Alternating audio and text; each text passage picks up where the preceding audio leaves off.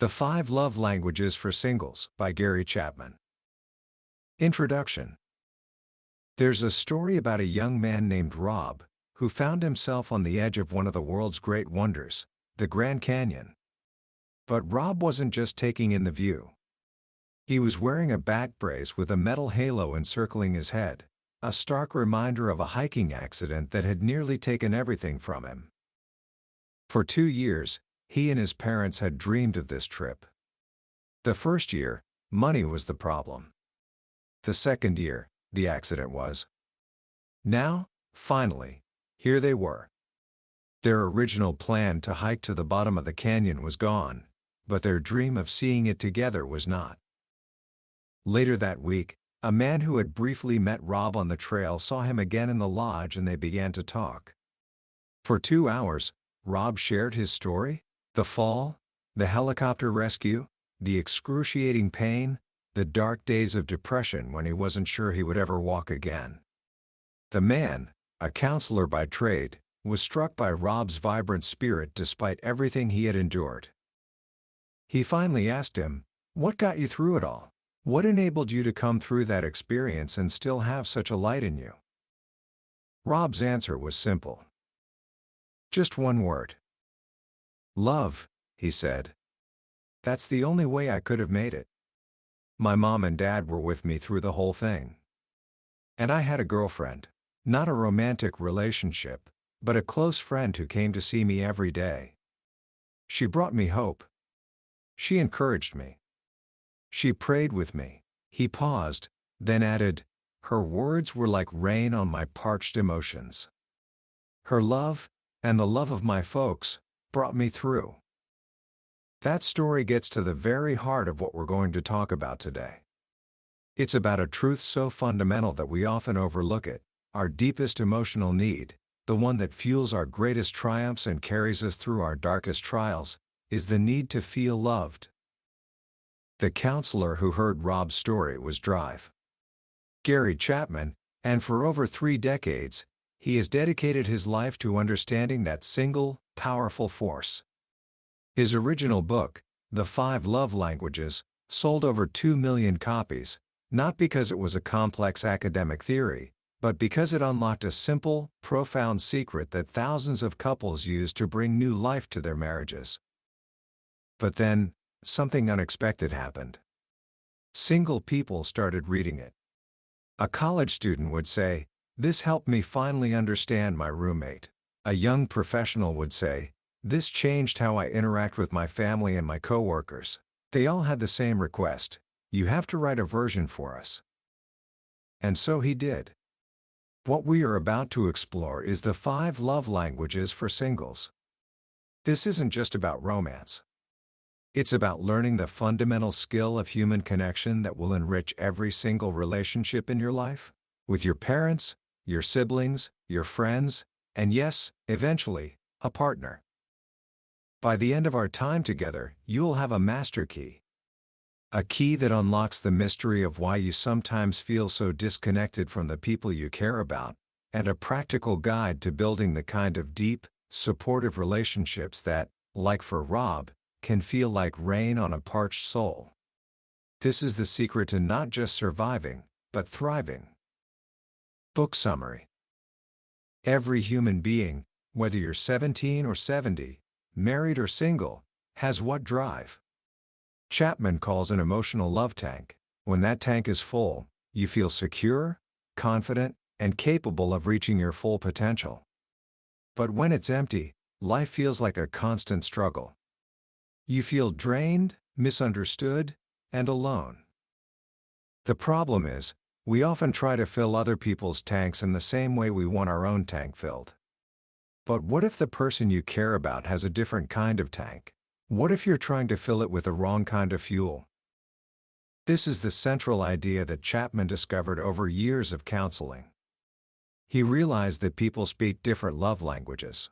And just like speaking English to someone who only understands Japanese won't lead to a meaningful connection, expressing love in a language the other person doesn't understand will leave them feeling empty. He found that there are 5 core emotional love languages. Not 50, not 100. Just 5. And understanding them is the key. Let's begin with a story that perfectly illustrates how missing this simple concept can cause so much confusion.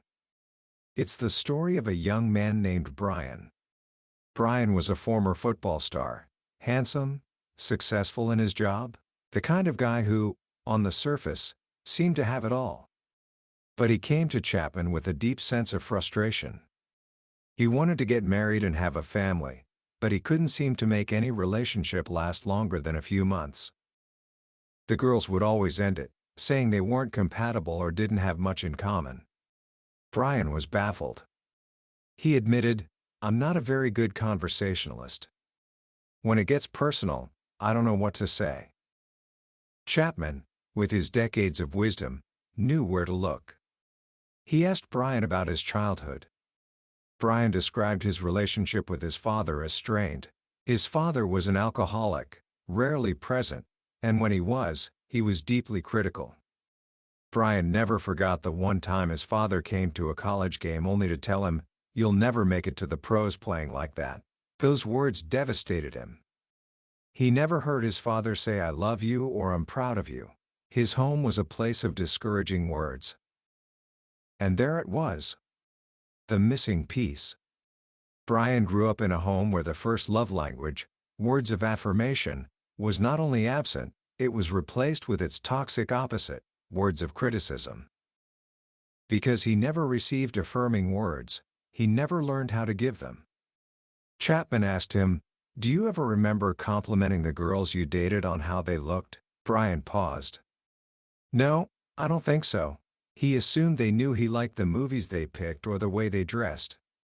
He thought his presence was enough. But for them, his silence was interpreted as a lack of love, a lack of interest. Brian had a breakthrough.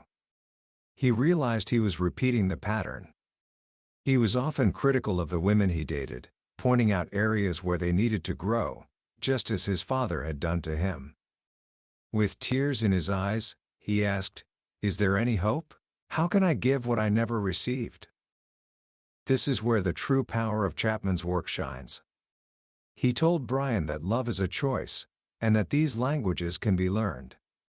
He gave Brian a practical, step-by-step plan. For the next 3 months, he was to end every phone call with his parents by saying, "I love you." The first time he said it to his mother, she immediately replied, "I love you too." The first time he said it to his father, his dad responded with a confused, "What?" But Brian persisted. 3 months later, his father finally said it back, "I love you too." The emotional dam broke. Brian had finally heard the words he'd longed for his whole life. He then started practicing at work, giving a specific compliment to a coworker once a week. And he created a notebook, writing down affirming things he could say to the next woman he dated. A year later, he introduced Chapman to his girlfriend, Linda. He was a changed man, fluent in a language he never knew he needed to speak. Brian's story shows us the incredible power of words of affirmation. This language uses words to build someone up. It's about expressing sincere appreciation, encouragement, and kindness. For someone whose primary love language is this, your words have the power of life and death. A simple compliment can make their entire day, while a harsh criticism can crush their spirit. But what if words aren't what fills your tank? This brings us to the second love language, acts of service. For people who speak this language, actions truly do speak louder than words. The phrase "let me help you with that" is one of the most romantic things you can say. This isn't about being a doormat or a slave, it's about freely choosing to serve the other person to make their life easier. It's fixing a leaky faucet, cleaning the kitchen without being asked, or running an errand for them when they're busy. Chapman tells the story of a woman named Martha who was dating a wonderful man. He was always helping her, fixing her computer, installing a lock on her door, even unjamming her windows. She told Chapman, "This man is just incredible. I want him to be in my life forever." But there was a problem. She had no romantic feelings for him. She was confused. Why did she feel so connected to him, yet not attracted? Chapman asked her about her father. Martha's face lit up. "Oh, Dad and I were always close. He could fix anything. He was always there when I needed him." The light bulb went on. Martha's primary love language was acts of service. She felt deeply loved by her father because he constantly performed acts of service for her. And now, this new man was speaking her language fluently, filling her love tank to the brim. She felt loved and cared for, but because she didn't understand why, she confused deep appreciation with romantic interest. Understanding this allowed her to navigate the friendship with honesty and clarity. Her story is a perfect reminder that these languages apply to all relationships, not just romantic ones. Now, some people don't primarily need you to say something nice or do something helpful. For them, the most important thing you can give is your time. This is the third love language, quality time. This isn't about just being in the same room. It's about giving someone your focused, undivided attention. It's putting your phone away, turning off the TV, and truly listening. Quality time has two main dialects. The first is quality conversation. This is sympathetic dialogue where you're not just waiting for your turn to talk. You're listening to understand. You're asking questions about their thoughts, their feelings, their dreams. You are offering them the gift of your full presence. Many of us, especially men, are fixers. We hear a problem and we immediately want to offer a solution. But often, the person sharing doesn't want advice. They want to be heard. They want to know that you understand. The second dialect is quality activities. This is about doing something together where the focus isn't the activity itself, but the fact that you're doing it together. It could be taking a walk, playing a game, or going on a trip. The activity creates a bank of shared memories that you can draw on for years to come. For the person whose language is quality time, these shared experiences are the building blocks of a strong relationship. Next, we have a language that is often misunderstood. The fourth love language is receiving gifts. Instantly, some of us might think this is materialistic. But Chapman makes a crucial distinction. A gift is a tangible symbol that says, "I was thinking of you." It's not about the price tag, it's about the thought behind it. A wild flower picked from the side of the road can speak volumes more than an expensive gift given out of obligation. He tells a wonderful story about a young man named Chris who was dating a woman named Bridget. Chris was bothered because Bridget's bedroom was filled with at least 50 teddy bears. She was 26 years old, and she slept with them. He thought it was strange, even a little alarming. Chapman, listening carefully, asked where the bears came from. Chris explained that most were gifts. Her parents had given her one every year for her birthday since she was a child. Her aunts, uncles, and even a few ex-boyfriends had given her the others. She knew who gave her each one and when. The answer was clear. Bridget's primary love language was receiving gifts. Those teddy bears weren't just stuffed animals. Each one was a symbol of love. Each bear said, "Someone was thinking of me. Someone loves me." To ask her to get rid of them would be like asking her to throw away the love of her family. Once Chris understood this, his perspective completely shifted. He went from being weirded out by the teddy bears to realizing that he had just been given the secret code to her heart. He learned that giving her a small, thoughtful gift was the most powerful way to make her feel loved. It wasn't about the object, it was about the message it carried. Finally, we arrive at the most fundamental language of all. The fifth love language is physical touch. Long before we can understand words, we understand touch. Research has shown that babies who are held, hugged, and touched develop a healthier emotional life than those who are not. Touch is a powerful communicator of love, connection, and security. For a person whose primary language is physical touch, a hug can communicate more than 1,000 words of praise. A reassuring hand on the shoulder during a difficult time, holding hands while walking, or a simple pat on the back can fill their love tank instantly. Of course, in the world of singles, this language requires great wisdom. Chapman is very clear, this is not primarily about sexuality. It's about appropriate, affirming touch. A hostile touch communicates hate. An inappropriate touch is a violation. But a loving, respectful touch is a profound expression of care.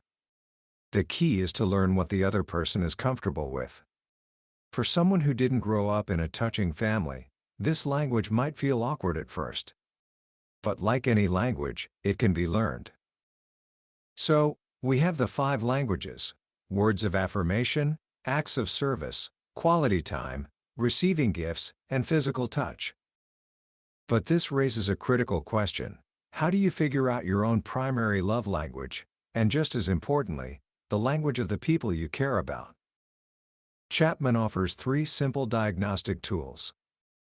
First, observe your own behavior. How do you most often express love to others? We naturally tend to speak our own language. If you're constantly giving compliments, your language is probably words of affirmation. If you're always offering to help, it's likely acts of service. Second, notice what you request most often. If you find yourself saying, "Can we just spend some time together, just the 2 of us?" you're asking for quality time. If you say, "A hug would be really nice right now," you're asking for physical touch. Our requests often reveal our deepest needs. And third, listen to your complaints. What hurts you the most? If you complain, "You never help me with anything," you're revealing that acts of service is important to you. If your deepest hurt comes from a forgotten birthday or anniversary, receiving gifts is likely your language. The opposite of what hurts you most is probably your primary love language. You can use these same 3 tools to discover the language of others. Observe how they show love. Listen to their requests. And pay attention to their complaints. Chapman tells a great story about a college freshman named Reed, whose roommate, Brad, was driving him crazy. Brad was a total slob, dirty clothes everywhere, empty cans, a half-eaten Snickers bar attracting ants on his desk. Reed, an organized person, was about to lose his mind. Instead of confronting Brad in anger, Reed used Chapman's advice. First, he figured out Brad's love language. He noticed Brad was always thanking people and saying positive things. His language was words of affirmation. So, for 3 weeks, Reed made it a point to say one positive, affirming thing to Brad every day. He filled Brad's love tank first. Then, he made a simple, respectful request. "Brad, could you please keep your shoes under the bed? I keep tripping over them." He also added, "By the way, if there's anything I do that annoys you, please let me know." The result was astonishing. Brad was not only happy to move his shoes, but over time, their whole dynamic changed. He started cleaning up. They became genuine friends. Reed didn't manipulate Brad. He created a climate of love and respect where a request could be heard not as a demand, but as a way to make their shared life better. This brings us to one of the most important concepts in the book, especially for dating relationships. It's the difference between the in-love experience and what Chapman calls covenant love. The in-love experience is that euphoric, obsessive stage at the beginning of a relationship. It's what we call falling in love. It's effortless. It's driven by instinct and powerful emotions. But here's the crucial fact that most people don't realize. Research shows that the average lifespan of this obsessive stage is 2 years. After that, the tingles fade. You come down from the emotional high, and you start to see the other person realistically, flaws and all. This is the point where many couples break up, thinking they've fallen out of love. But Chapman argues this is where real love begins. Real Lasting love, covenant love, is not a feeling. It is a choice. It's the choice to intentionally look out for the well-being of the other person. And the 5 love languages are the tools you use to make that choice a reality. They are how you keep emotional love alive long after the initial obsession has passed. A successful marriage isn't built on the shifting sands of the in-love feeling.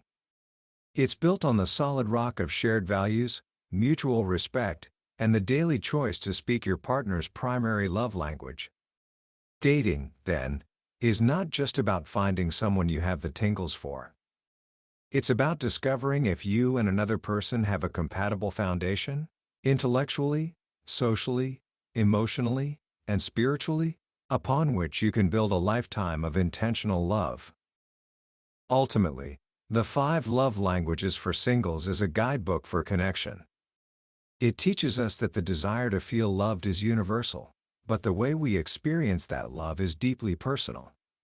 By taking the time to learn and speak the unique language of the people in our lives, our parents, our children, our friends, our co-workers, we are giving them one of the greatest gifts of all, the feeling of being truly seen, truly understood, and truly, deeply loved.